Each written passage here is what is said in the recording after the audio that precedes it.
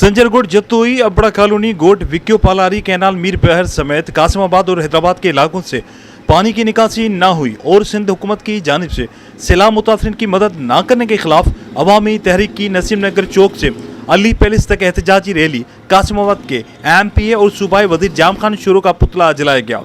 एहतजाजी मुजाहरे को खिताब करते हुए अवामी तहरीक के मरकजी रहनुमा नूर अहमद कातियार, उमरा समो, हसना राहू जो जाम तमाची और दीगर ने कहा कि सारे सिंध में सैलाब आया हुआ है, लोग भूख की वजह से मर रहे हैं। हुक्मरानों की नाअहली के सबब हैदराबाद समेत सिंध के तमाम शहर गटर नाले बन गए हैं। तूफानी बारिशों में लोग बच्चों समेत खुले आसमान तले बेयारो मददगार रहने पर मजबूर हैं और म्यूनिसिपल कमेटी के बजट सैलाब मुतासरीन की बजाय पीपल्स पार्टी के इलेक्शन उम्मीदवारों के इलेक्शन मुहिम में खर्च किए जा रहे हैं। मुजाहिरीन ने मुतालबा किया कि सिंध भर को आफत ज़दा करार दिया जाए, सैलाब मुतासरीन को हंगामी बुनियादों पर रेस्क्यू किया जाए। कासिमाबाद समेत सिंध भर में रिलीफ कैंपें कायम करके मुतासरीन को रिहाइश, रोटी और अद्वियात समेत तमाम तर सहूलियात मुहैया की जाएँ।